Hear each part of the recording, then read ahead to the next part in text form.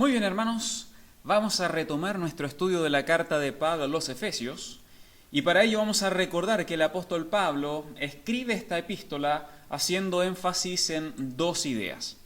La primera de ellas, lo que Dios hizo, algo de lo cual el apóstol habla mayormente en los capítulos 1 al 3, y la segunda idea es lo que los creyentes deben hacer. Es decir, lo que le corresponde hacer a todos los santos ahora que han conocido lo que Dios ha hecho por ellos en Cristo Jesús. Algo de lo cual el apóstol habla mayormente en los capítulos 4 al 6. Ahora, además de ello, recordemos que el apóstol Pablo, para tratar estos dos énfasis, aborda varios temas doctrinales y prácticos. Pero, a pesar de la variedad de temas que trata en su carta, podemos ver que los argumentos y los pensamientos de Pablo giran en torno a una idea que unifica, recorre e incluye a todos estos temas. Y esa idea es que el creyente está unido con Cristo. Los creyentes estamos unidos con Cristo. Y es teniendo esta idea en mente que el apóstol nos invita a contemplar esta carta a fin de que crezcamos en el conocimiento de Dios y de su gracia, reconociendo lo que Él ha hecho en el creyente y todo lo que le ha dado al creyente por medio de Jesús, para que a su vez el creyente se esfuerce en hacer todo lo que Dios le manda hacer y que ahora le es posible hacer gracias a su unión con Cristo. Bien, habiendo recordado estas cosas, les invito a abrir nuestras Biblias en la carta de Pablo a los Efesios capítulo 5 para dar lectura a la sección que estaremos examinando este día.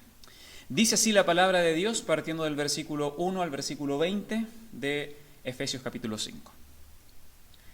Sed pues imitadores de Dios como hijos amados, y andad en amor, como también Cristo nos amó y se entregó a sí mismo por nosotros, ofrenda y sacrificio a Dios en olor fragante.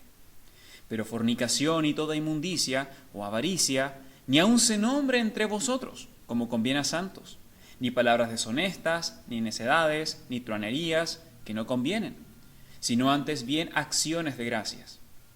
Porque sabéis esto, que ningún fornicario o inmundo o avaro, que es idólatra, tiene herencia en el reino de Cristo y de Dios. Nadie os engañe con palabras vanas, porque por estas cosas viene la ira de Dios sobre los hijos de desobediencia.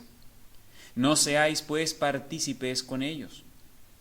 Porque en otro tiempo erais tinieblas, mas ahora sois luz en el Señor, andad como hijos de luz. Porque el fruto del Espíritu es en toda bondad, justicia y verdad, comprobando lo que es agradable al Señor. Y no participéis en las obras infructuosas de las tinieblas, sino más bien reprendedlas, porque vergonzoso es aún hablar de lo que ellos hacen en secreto. Mas todas las cosas, cuando son puestas en evidencia por la luz, son hechas manifiestas, porque la luz es lo que lo manifiesta todo. Por lo cual dice, despiértate tú que duermes, y levántate de los muertos, y te alumbrará Cristo. Mirad pues con diligencia cómo andéis, no como necios, sino como sabios, aprovechando bien el tiempo, porque los días son malos. Por tanto, no seáis insensatos, sino entendidos de cuál sea la voluntad del Señor. No os embriaguéis con vino, en lo cual hay disolución, antes bien sed llenos del Espíritu, hablando entre vosotros con salmos, con himnos y cánticos espirituales, cantando y alabando al Señor en vuestros corazones, dando siempre gracias por todo al Dios y Padre en el nombre de nuestro Señor Jesucristo. Amén. Bien, intentando poner en práctica algunos principios de la serie que presentamos hace varios meses atrás, titulada Cómo estudiar la Biblia, ha sido nuestro hábito realizar estos estudios formulando diversas preguntas que nos ayuden a entender mucho mejor el sentido de lo que Pablo quería comunicar por medio de su carta. Y siguiendo este mismo método, vamos a comenzar este estudio haciendo nuestra habitual primera pregunta, y es, ¿qué está haciendo el autor? ¿Qué está haciendo Pablo en estos versos? ¿Está acaso Pablo enseñando alguna doctrina? ¿Está respondiendo a alguna pregunta? ¿Está orando a Dios? En fin, ¿qué está haciendo el autor? Bien, al igual que las semanas anteriores, para comenzar a responder esta pregunta, creo que sería bueno partir diciendo que Pablo, desde el capítulo 4, está haciendo un giro en cuanto al contenido general de lo que venía enseñando en los capítulos anteriores. Como siempre recordamos en las introducciones a estos estudios, en los primeros 3 capítulos de su carta, Pablo se ha dedicado a enseñar principalmente acerca de lo que Dios hizo.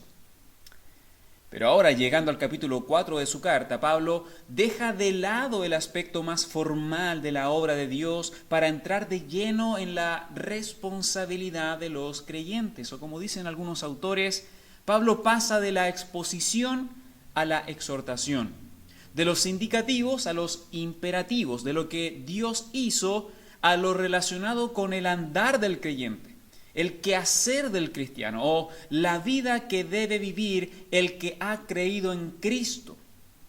Y de hecho, hermanos, este nuevo énfasis en el andar del creyente es notoriamente evidente en el versículo 1 del capítulo 4, donde el apóstol escribe: yo pues os ruego que andéis como es digno al llamamiento que han recibido.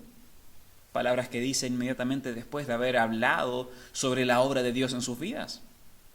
Luego en el versículo 17 del mismo capítulo, Pablo agrega: esto pues digo y requiero en el Señor, que ya no andéis como los otros gentiles.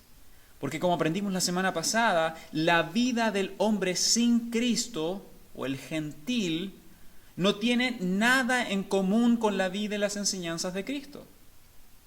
Y ahora entrando en el capítulo 5, Pablo vuelve a poner su énfasis en el vivir del creyente, diciendo en el verso 2, andad en amor, ante lo cual agrega en el versículo 8, andad como hijos de luz.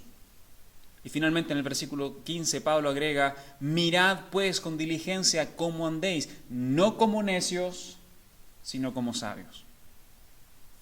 Así que, hermanos, está claro que a partir del capítulo 4 y ahora en el capítulo 5 de su carta, Pablo está enfocado en la conducta y en el actuar del creyente. Y específicamente por el contexto, Pablo está enseñando a los efesios la importancia de vivir aquella vida que está en armonía con la obra de Dios en el creyente. Y ya que esto es así, podemos responder directamente la pregunta: ¿qué estaba haciendo Pablo en esta sección? Diciendo una vez más que Pablo en esta sección está enseñando a los creyentes a vivir en conformidad con lo que Dios ha hecho en sus vidas. Eso, hermanos, a modo general. Ahora, si queremos entrar un poco más en los detalles y ver mucho más de cerca los argumentos de Pablo en cuanto a cómo se vive en conformidad con la obra de Dios, entonces tendremos que plantearnos y responder la siguiente pregunta. Y es: ¿qué enseña específicamente acerca de cómo debe ser la vida del cristiano? ¿Qué enseña específicamente Pablo acerca del andar del que está en Cristo? ¿Cuál es la medida objetiva que nos ayuda a saber si estamos o no viviendo en conformidad con la nueva vida en Cristo? O como dije antes, ¿qué enseña específicamente Pablo en este texto acerca de cómo debe ser la vida del cristiano? Bien, la respuesta a esta pregunta es que en esta sección Pablo enseña que el andar del creyente debe ser un reflejo del carácter de Dios, la vida de Cristo y la obra del Espíritu Santo en sus vidas. Nuevamente, el andar de los creyentes debe ser un reflejo o debe estar en armonía con el carácter de Dios, la vida o el ejemplo de Cristo y la obra del Espíritu Santo en los creyentes. Eso, hermanos, es lo que Pablo está enseñando en estos versos. Ahora bien, para presentar esta enseñanza de Pablo de una manera mucho más directa y práctica, me gustaría desglosar esta frase en 5 exhortaciones que nos hablan de la responsabilidad que tenemos los creyentes de vivir como Dios quiere que vivamos. Hermanos, 5 exhortaciones que nos hablan precisamente de la responsabilidad que tenemos los creyentes de reflejar el carácter de Dios, reflejar la vida de Cristo y reflejar la obra del Espíritu Santo en nuestras vidas.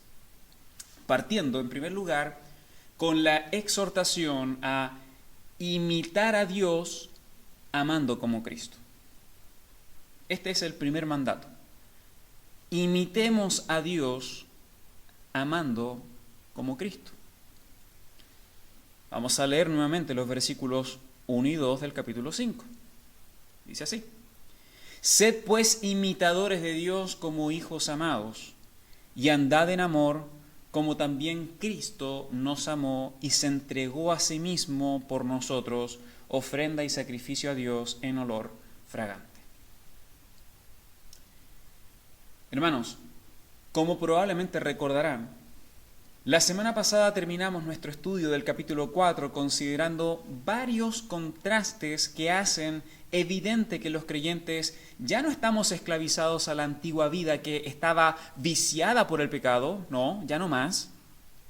Y por lo mismo, ya que no estamos esclavizados a esa antigua vida, ahora los que estamos en Cristo podemos pasar de vivir en conformidad a los vicios carnales que antes dominaban nuestra alma, a vivir en conformidad con las virtudes espirituales que reflejan el carácter de Cristo. Los creyentes podemos reflejar el carácter de Cristo, como lo son la bondad, la misericordia, el perdón. Ahora, siguiendo con ese mismo argumento, Pablo continúa en los primeros 2 versículos del capítulo 5 diciendo directamente que los cristianos no solo deben dejar de vivir según los estándares de la carne y los vicios y el mundo, sino que ahora deben vivir en conformidad con el carácter de Dios y el ejemplo de Cristo. Sed pues imitadores de Dios, les dice Pablo. Sed pues imitadores de Dios, lo cual no tiene relación con pretender ser una persona superior o tener una actitud de superioridad, o de creernos los dueños del universo, o de intentar alcanzar las perfecciones incomunicables de Dios, como lo son su singularidad, infinidad, independencia, todo conocimiento e inmutabilidad, no. Los creyentes no somos llamados a alcanzar estas cosas, sino que más bien nuestro deber, dice Pablo, es imitar el carácter moral de Dios y principalmente su amor. El amor de Dios. El amor de Dios. Dice el apóstol Juan en su primera carta, capítulo 4, versículo 8, el que no ama no ha conocido a Dios, porque Dios es amor. Y luego agrega, en esto consiste el amor, no en que nosotros hayamos amado a Dios, sino que Él nos amó primero y envió a su Hijo en propiciación por nuestros pecados. Amados, si Dios nos ha amado así, debemos también amarnos unos a otros, escribe Juan. Y estoy seguro que este también es el punto de Pablo en estos versículos. Hermanos, sean imitadores de Dios como hijos amados, les dice. Imiten a Dios como lo hacen los hijos que pasan día tras día con sus padres, conocen a sus padres y ven cuál es el comportamiento de sus padres y lo imitan. Imiten a Dios y sobre todo imiten su amor, les dice Pablo. Porque ustedes han experimentado el amor de Dios. Ustedes son los amados hijos de Dios y por lo tanto, verso 2, anden en amor. Ahora bien, si alguno se pregunta, pero bueno, hermano, ¿cómo vamos a saber cuál es el estándar de amor que Dios quiere que tengamos? ¿Debemos amar según dicte nuestro propio corazón? ¿Debemos amar según nos parezca bien? ¿Debemos amar según las circunstancias? No, la verdad es que no. La respuesta es que debemos amar según el estándar del amor de Cristo. Continúa el versículo 2, andad en amor, como también Cristo nos amó, y se entregó a sí mismo por nosotros, ofrenda y sacrificio a Dios en olor fragante. Imitemos a Dios amando como Cristo. Ese es el punto. Imitemos a Dios amando como Cristo. Y de hecho, hermanos, con estos versos Pablo está diciendo que no hay otra manera de imitar el carácter de Dios sin imitar a Cristo. Y en cuanto al amor, no hay manera de imitar el amor de Dios sin imitar el amor de Cristo, el cual se entregó totalmente como sacrificio a Dios por nuestros pecados. No hay manera de imitar el amor de Dios sin imitar el amor de Cristo. Ahora bien, con esto no estamos diciendo que nosotros debemos buscar oportunidad para morir por nuestros hermanos o que tengamos que buscar oportunidades para ofrecer nuestros cuerpos como sacrificio por los incrédulos. No, nada de eso. De manera muy práctica, el apóstol Juan explica que vivir según el amor de Cristo es tan sencillo como no pasar por alto las necesidades de nuestros hermanos si tenemos con nosotros algo para darles. Así escribió el apóstol Juan en su carta. Pero el que tiene bienes de este mundo y ve a su hermano tener necesidad y cierra contra él su corazón, ¿cómo mora el amor de Dios en él? Hijitos míos, no amemos de palabra ni de lengua, sino de hecho y en verdad. Así que la primera exhortación que podemos ver en estos versos es: imitemos a Dios amando como Cristo. La segunda exhortación dice así: seamos santos y agradecidos. Vamos a leer los versículos 3 y 4. Pero fornicación y toda inmundicia o avaricia ni aun se nombre entre vosotros como conviene a santos, ni palabras deshonestas, ni necedades, ni truanerías que no convienen, sino antes bien acciones de gracia. Teniendo en mente que en el capítulo 4 Pablo había mencionado que la lascivia y la inmoralidad es parte habitual de la vida del hombre sin Cristo, teniendo en mente esto, ahora Pablo profundiza un poco más en este asunto para exhortar a sus hermanos a vivir en total separación con los actos sexuales pecaminosos y también con cualquier forma de participación de ellos.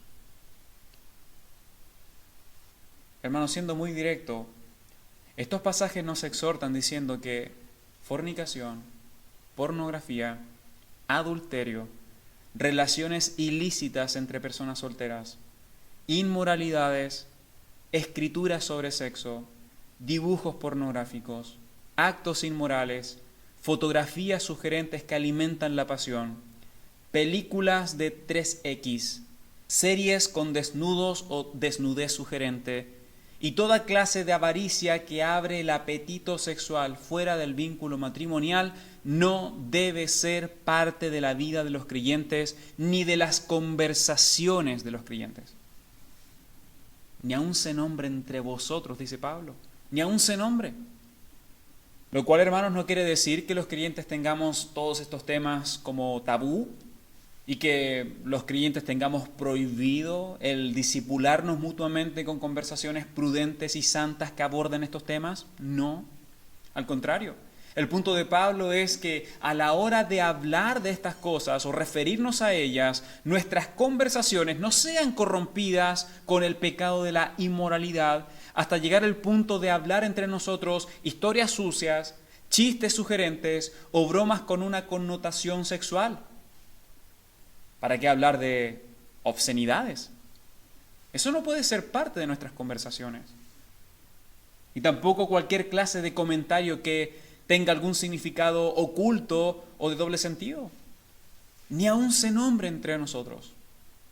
O como dice Pablo en el versículo 4, no hablen entre ustedes palabras deshonestas, ni necedades, ni truanerías. No tengan un lenguaje de cloacas. Esa es la idea. Ahora bien, esto que está diciendo Pablo a los Efesios tiene un contexto bastante particular, porque recordemos que la ciudad de Éfeso era mundialmente reconocida por el templo a la diosa Diana, la cual era considerada como la patrona de Éfeso y como la diosa de la fertilidad. Y una forma muy común de ofrecer devoción a esta diosa era a través de la adoración de unas estatuillas de plata y la prostitución masiva. Hermanos, de ese ambiente es que los creyentes de Éfeso habían salido. De ese libertinaje es que ellos venían. Y de hecho Pablo reconoce que en otro tiempo sus hermanos pudieron haber participado de esos pecados sexuales y de las conversaciones inmorales que recordaban lo que ellos hacían en secreto. Pero ahora ya no más, dice el apóstol. No más. La vida del que está en Cristo ahora está caracterizada por la santidad. Dios ha apartado a los creyentes en Cristo, arrebatándolos de las tinieblas y trayéndolos a la luz. Por tanto, no practiquen los pecados sexuales, ni aun se nombre entre ustedes la inmoralidad, como conviene a santos, les dice Pablo.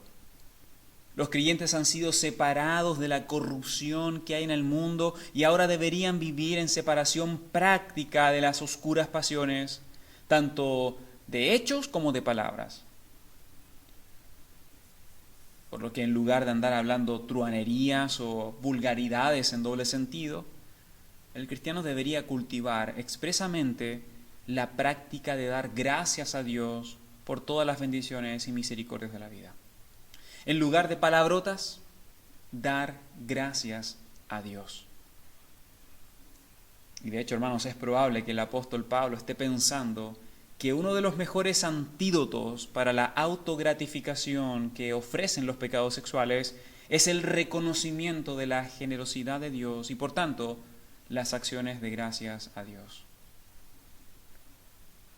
Dar gracias a Dios por todo lo que el Señor nos ha dado a los creyentes es una muy buena manera de combatir con la inmoralidad.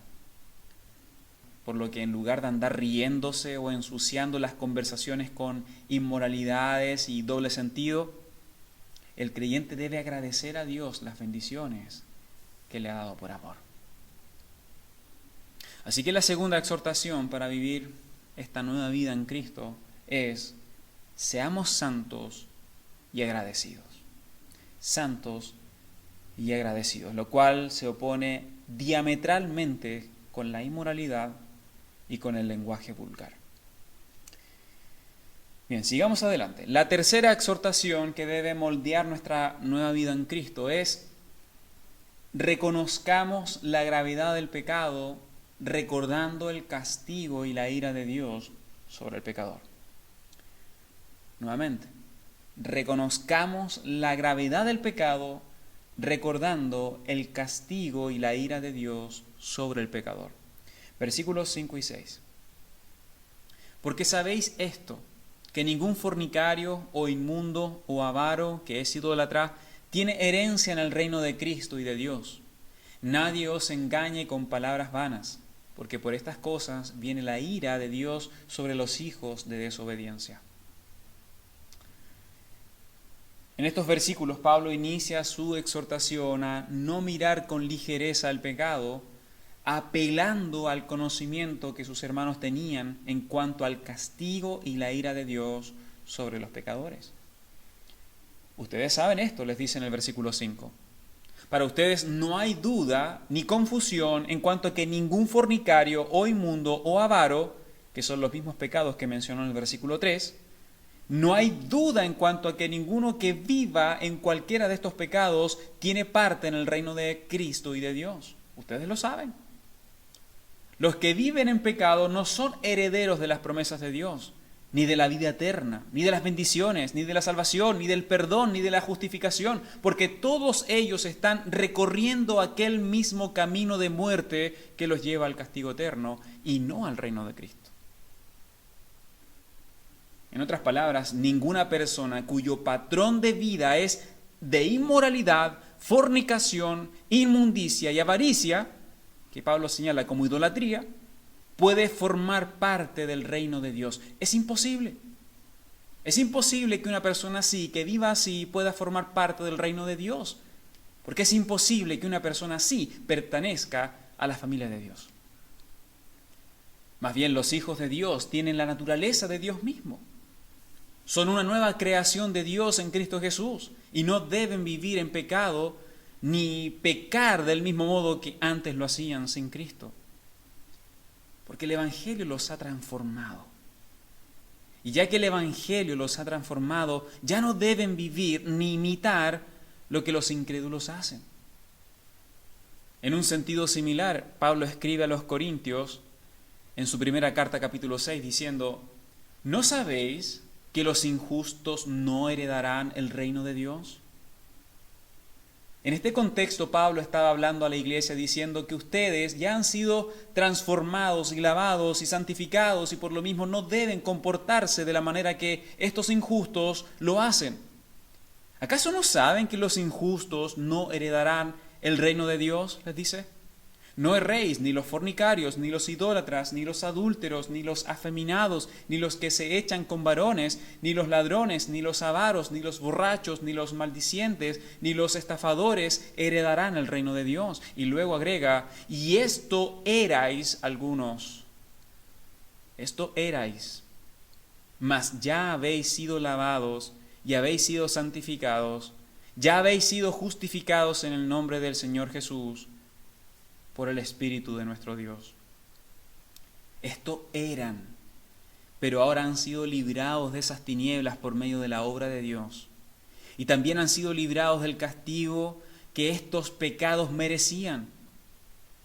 Pero ahora bien, el que ustedes, los creyentes, ya no estén bajo el castigo de estos pecados, no quiere decir que Dios se haya vuelto blando hacia el pecado y que éste ya no fuera grave delante de él. No, les dice Pablo, nadie les engañe diciendo que el pecado ya no es grave delante de Dios. El pecado es terrible. Y los pecadores, los que viven esclavizados al pecado, los que aún rechazan a Cristo, de ninguna manera entrarán en el reino de Dios si no se arrepienten y creen en Jesucristo. Y si no lo hacen, el castigo para ellos es solo una cuestión de tiempo, porque la ira de Dios está ahora mismo sobre los hijos de desobediencia. Hermanos, no coqueteen con el pecado. No vivan como los hijos de desobediencia, porque ellos no tienen lugar en el reino de Cristo y serán castigados por Dios. Serán castigados por Dios debido a sus pecados. Más bien, sean imitadores de Dios como hijos amados. Así que la tercera exhortación que vemos en estos versículos es, hermanos, reconozcamos la gravedad del pecado, recordando el castigo y la ira de Dios sobre el pecador. El pecado sí es terrible. El pecado sí ofende a Dios. Y lo sabemos porque los pecadores están bajo la ira de Dios, esperando el día cuando el Señor Jesucristo juzgará y castigará sus rebeliones, dándole la herencia del infierno y de la muerte, y no la del reino de Cristo y de Dios. La cuarta exhortación que vemos en estos pasajes es la siguiente. Andemos como hijos de luz y no en las tinieblas. Andemos como hijos de luz y no en las tinieblas. Vamos a leer los versículos 7 al 14. Dice así. No seáis pues partícipes con ellos. Aquí hablando el apóstol de los pecadores que había mencionado en el verso anterior. No seáis pues partícipes con ellos, porque en otro tiempo erais tinieblas, mas ahora sois luz en el Señor. Andad como hijos de luz, porque el fruto del Espíritu es en toda bondad, justicia y verdad, comprobando lo que es agradable al Señor. Y no participéis en las obras infructuosas de las tinieblas, sino más bien reprendedlas, porque vergonzoso es aún hablar de lo que ellos hacen en secreto. Mas todas las cosas, cuando son puestas en evidencia por la luz, son hechas manifiestas, porque la luz es lo que lo manifiesta todo. Por lo cual dice, despiértate tú que duermes y levántate de los muertos y te alumbrará Cristo. Continuando con el énfasis de que los creyentes deben ser notoriamente diferentes a los hombres incrédulos de este mundo, Pablo exhorta a los creyentes de Éfeso a no ser partícipe con ellos. No sean partícipe con ellos, lo cual no significa evitar toda relación con los incrédulos o marginarlos o evitar toda instancia de conversación o actividad social con ellos. No, porque de ser así, entonces tendríamos que salir de este mundo. Y si salimos de este mundo, entonces estaríamos incumpliendo el mandato de predicar el Evangelio a los que están esclavizados al pecado. Así que evitar todo contacto con el incrédulo no es el punto de Pablo, sino que la exhortación aquí es más bien que los creyentes no se asocien con el pecador en su perversión. Pablo les dice, no se unan a ellos en la maldad. No tengan parte con ellos en su maldad. Lo cual implica toda clase de participación, hermanos. Toda clase. Desde estar allí presente con ellos haciendo las mismas cosas que los pecadores hacen, hasta deleitarse de los pecados que ellos cometen. Lo uno o lo otro, no participéis con ellos. Y de hecho estoy seguro de que si Pablo hubiese vivido en estos tiempos, no solo diría que los creyentes no debemos hablar impíamente de la inmoralidad que los incrédulos cometen, sino que también no debemos recrearlos, ni deleitarnos, ni complacernos con aquellos que practican el pecado y lo registran y lo graban y lo comparten en las redes sociales y lo envían a nuestros dispositivos en el formato de escritos, videos, fotografías o audios. No seáis partícipes con ellos. Y una razón contundente para no participar con ellos es lo que Pablo agrega en el versículo 8 en adelante. Dice, porque en otro tiempo erais tinieblas. En otro tiempo erais tinieblas, mas ahora sois luz en el Señor, andad como hijos de luz.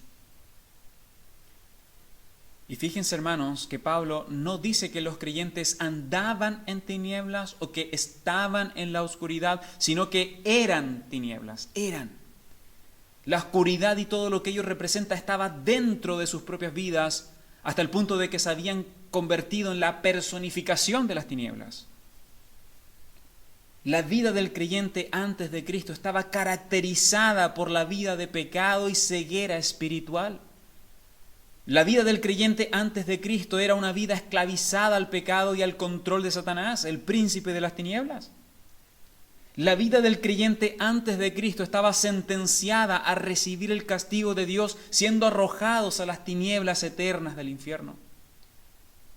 Sin embargo, Pablo agrega que todo eso era parte de una realidad pasada, era. Porque el que ahora está en Cristo es luz en el Señor. Es decir, al estar unidos a Cristo, el creyente participa de la naturaleza propia de Cristo, siendo partícipes de su luz. De modo que así como Cristo es la luz del mundo, la iglesia es también la luz del mundo.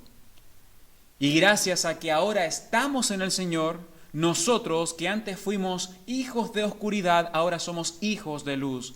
Y como tales hijos debemos andar en esta vida. Andando como hijos de luz.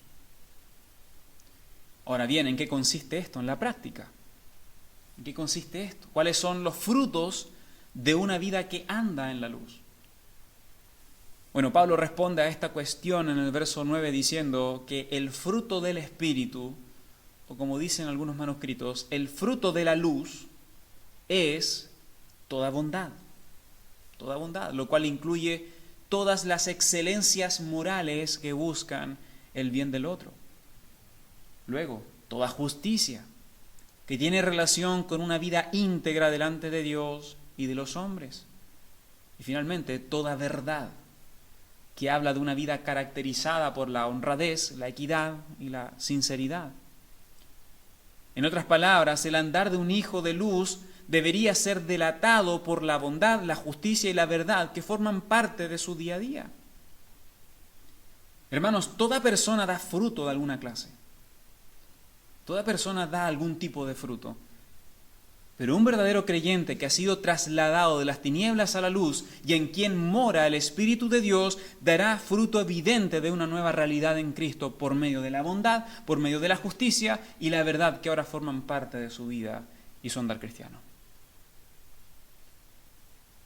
Ahora, hermanos, esto no quiere decir que el creyente en Cristo es casi como un robot que actúa de forma automática, sin ninguna participación ni responsabilidad. No, por el contrario.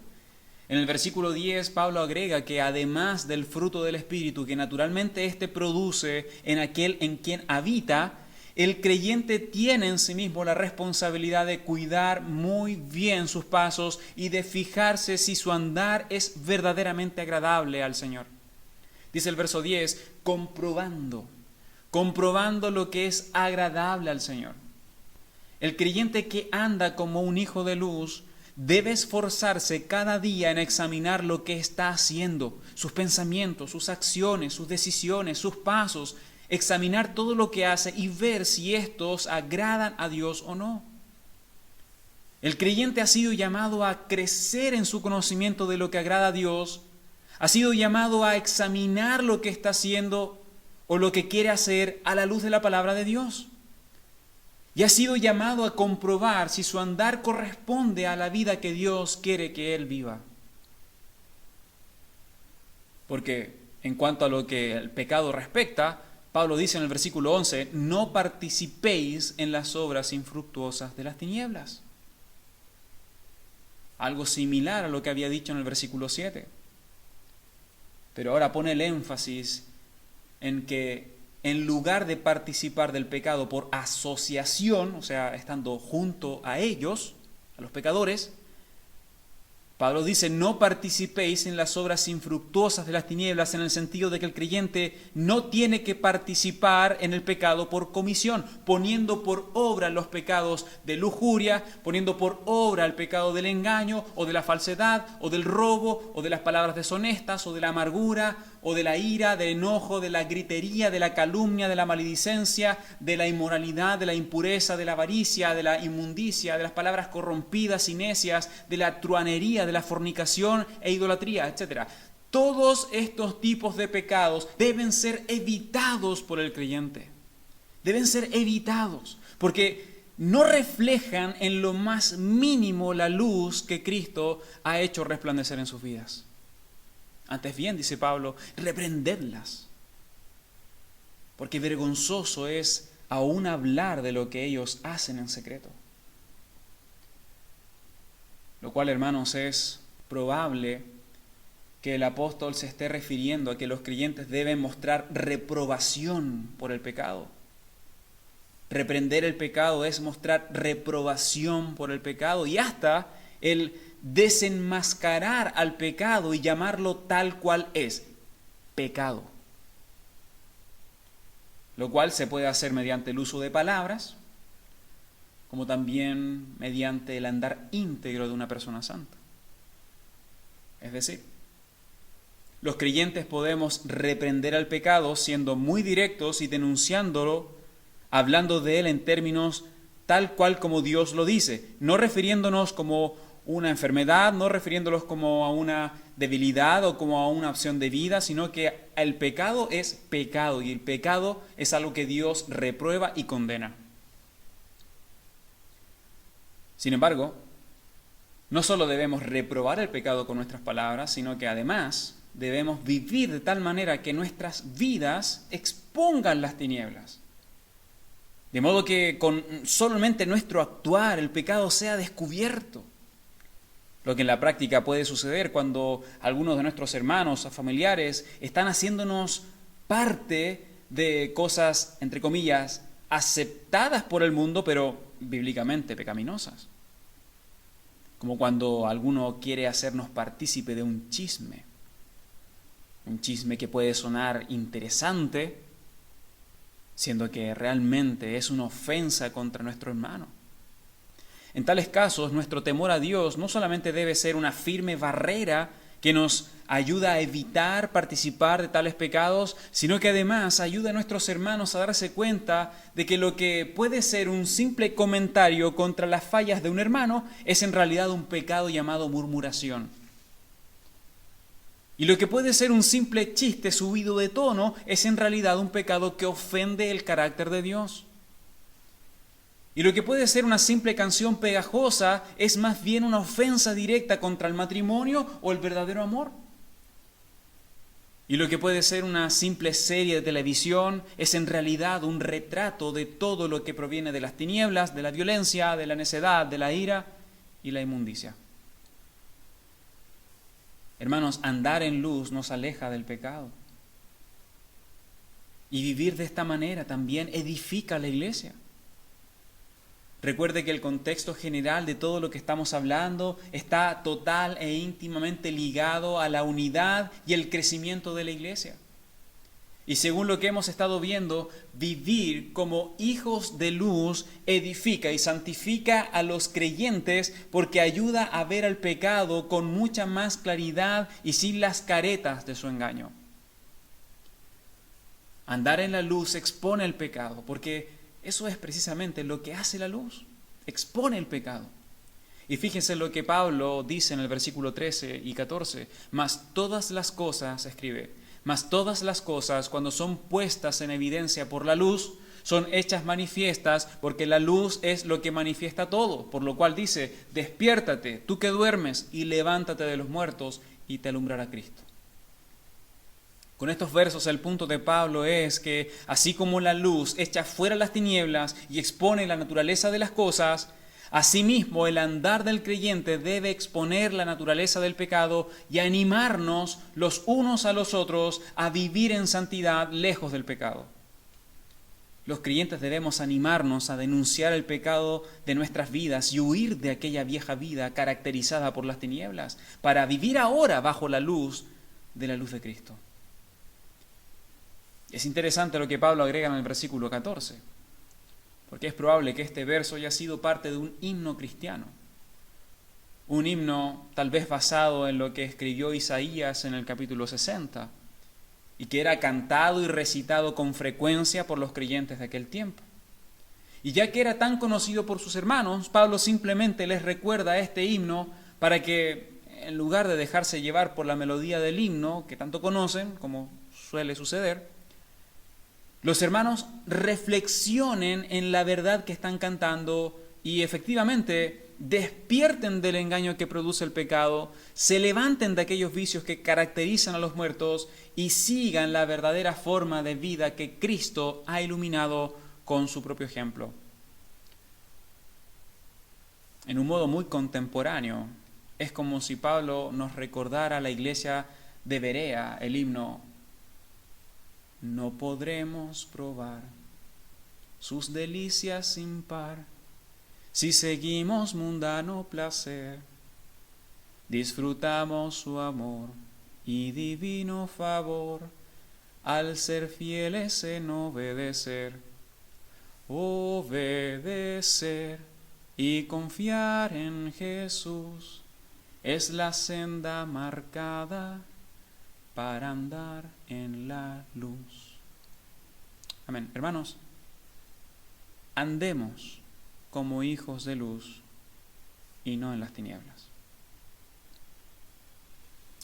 Finalmente, la quinta exhortación que vamos a considerar en estos versos es: vivamos sabiamente y seamos llenos del Espíritu.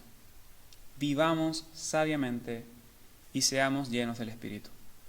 Vamos a leer los versículos 15 al 20.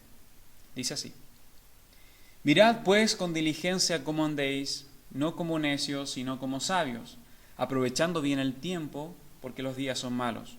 Por tanto, no seáis insensatos, sino entendidos de cuál sea la voluntad del Señor. No os embriaguéis con vino, en lo cual hay disolución, antes bien sed llenos del Espíritu, hablando entre vosotros con salmos, con himnos y cánticos espirituales, cantando y alabando al Señor en vuestros corazones, dando siempre gracias por todo al Dios y Padre, en el nombre de nuestro Señor Jesucristo.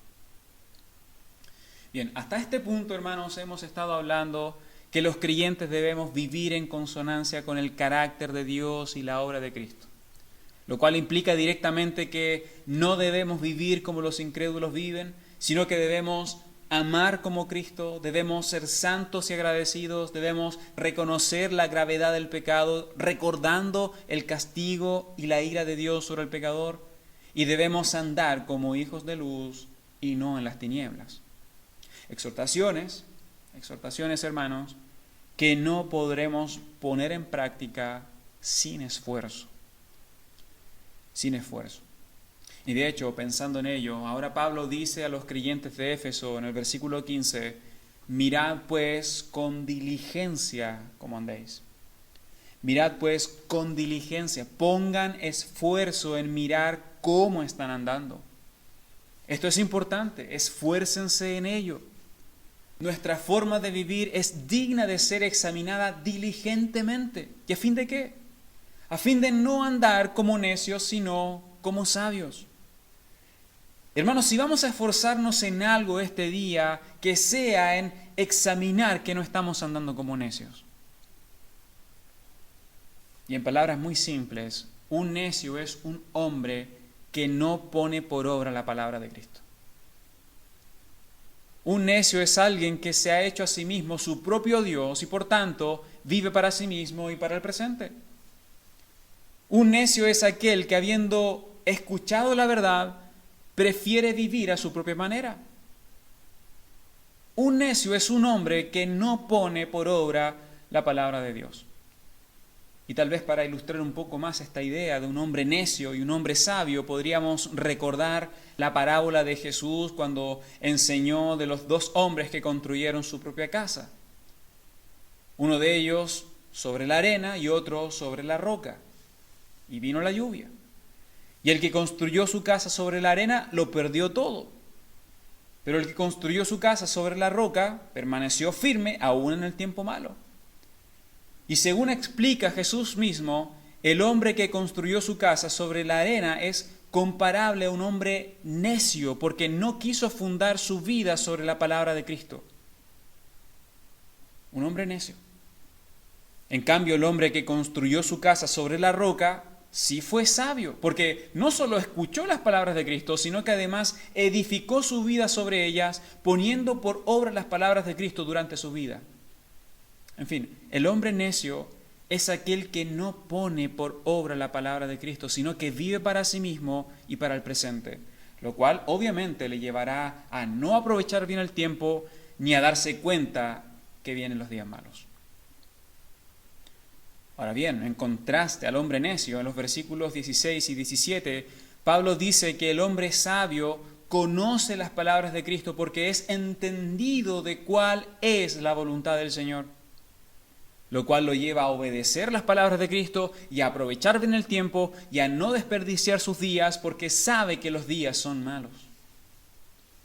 Y como Pablo sabe que los días son malos y que la maldad cada vez está más generalizada, le dice a sus hermanos en el verso 18, no os embriaguéis con vino, en lo cual hay disolución. Antes bien, sed llenos del Espíritu. Hermanos, ser llenos del Espíritu Santo es la mejor manera de andar sabiamente. Es la mejor manera de vivir según la voluntad de Dios y aprovechar bien el tiempo. Sin embargo, ser llenos del Espíritu Santo no es algo automático. Y ya hemos visto que al comienzo de este párrafo Pablo dijo que hay que ser diligentes en examinar nuestro andar. Y este caso no es distinto. Sed llenos del Espíritu no es algo que vendrá por arte de magia. Este es un mandamiento al creyente. No es algo instantáneo, sino que ser llenos del Espíritu es un mandato que debemos obedecer, algo en lo cual debemos esforzarnos y algo en lo cual debemos permanecer. Ahora bien, también es necesario que entendamos que el mandato a ser llenos del Espíritu Santo no quiere decir que debamos invitar al Espíritu a que venga a nuestras vidas. Porque la verdad es que si estamos en Cristo, ya hemos sido sellados por el Espíritu de Dios y el Espíritu mismo está morando en nosotros desde el primer día que Dios nos dio vida hasta el día de la redención. Así que para ser llenos del Espíritu no debemos invitar al Espíritu que venga a nuestras vidas. Asimismo, ser llenos del Espíritu tampoco es una forma de describir una experiencia carismática que comienza con un fuego dentro del estómago y que le sigue la manifestación de algún don extraordinario. No. De igual manera, ser llenos del Espíritu tampoco se trata de que de pronto, de un momento a otro, el Espíritu Santo toma posesión de nuestras bocas y comenzamos a hablar cosas cristianas sin que nosotros conscientemente nos demos cuenta de qué decimos o por qué hablamos. No. En realidad, hermanos, todas estas cosas expresan en algún u otro grado un tipo de desconocimiento de lo que realmente Pablo quiso decir con este mandato. Ahora bien, una buena forma de entender lo que Pablo quiso decir con el mandamiento a ser llenos del Espíritu es definirlo de la siguiente manera: el control que el Espíritu Santo ejerce en el creyente a través de su obediencia a la palabra de Cristo. Ser lleno del Espíritu es dejar que el Espíritu tome control de nuestras vidas y acciones por medio de nuestra obediencia a la palabra de Dios. Como dije, ser llenos del Espíritu consiste en el control que el Espíritu Santo ejerce en el creyente a través de su obediencia a las palabras de Cristo. Hermanos, como hemos aprendido en otros estudios, el Espíritu Santo siempre va a obrar en la vida del creyente en conformidad con la palabra de Dios.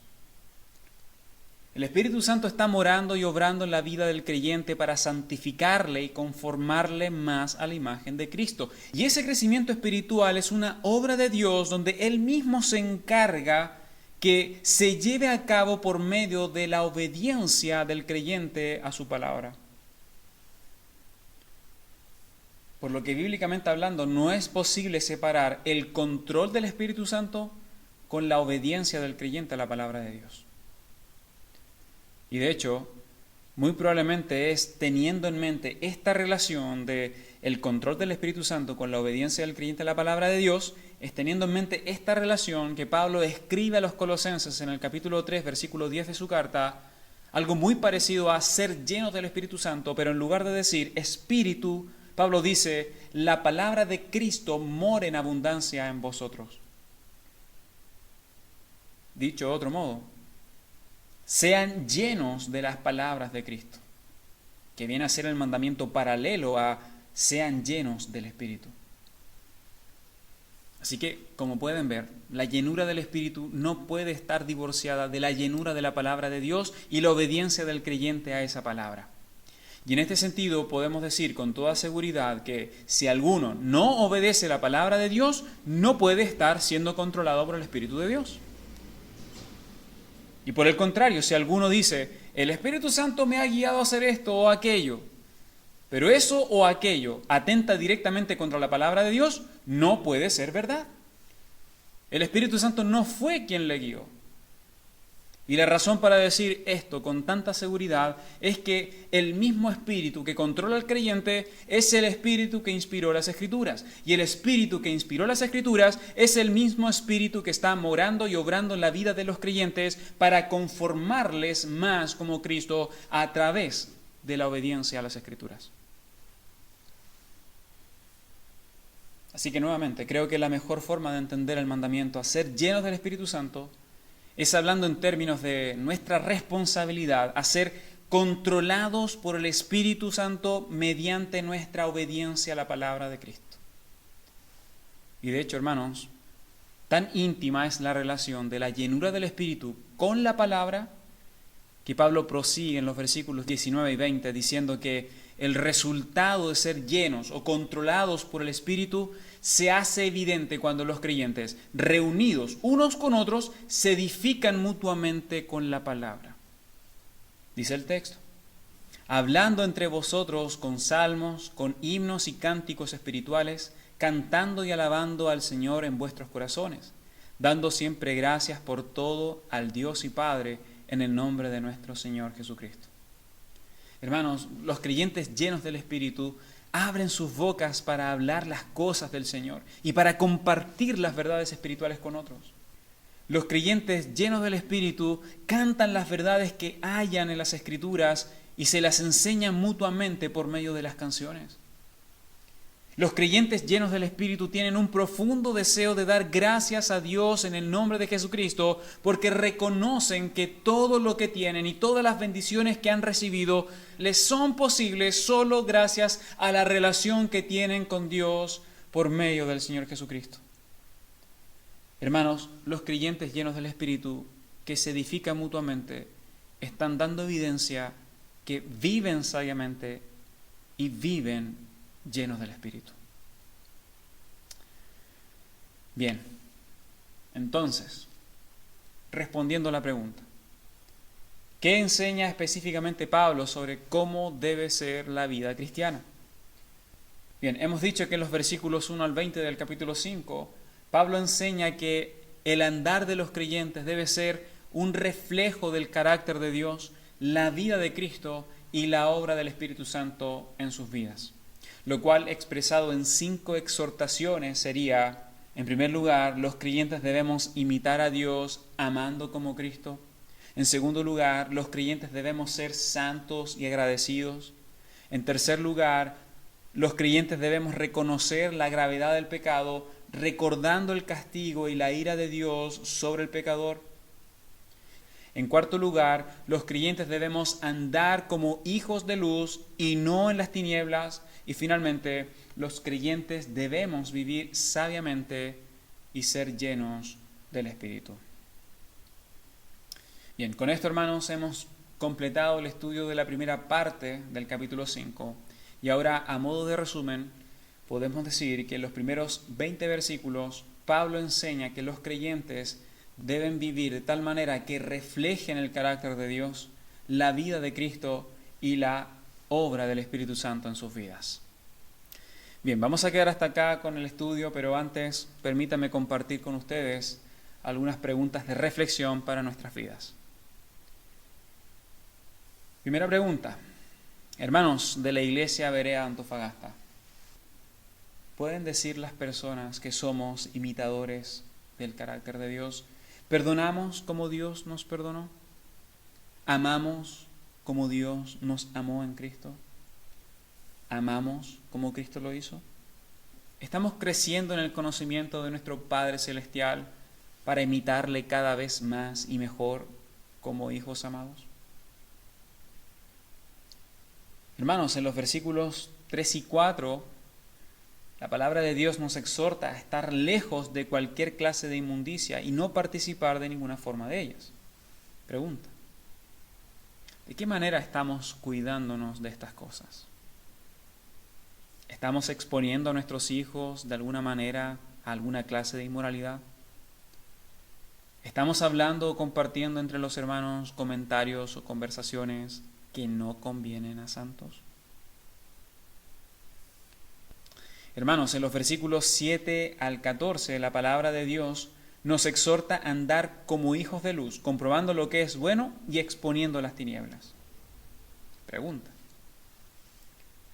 ¿estamos creciendo en nuestro conocimiento de lo que agrada a Dios para ver con mayor claridad lo que no le agrada? ¿Estamos participando de alguna manera de las obras infructuosas de las tinieblas? Y en cuarto lugar, hermano, ¿examinas con diligencia tu andar? ¿Aprovechas bien el tiempo? ¿Eres entendido de cuál es la voluntad del Señor? ¿Te llenas del Espíritu Santo, llenándote de las palabras de Cristo y siendo obediente a ella? ¿Andas sabiamente? ¿Edificas a tus hermanos con la palabra cuando te reúnes con ellos? Muy bien, la próxima semana continuaremos con el siguiente estudio del capítulo 5 de la carta de Pablo a los Efesios.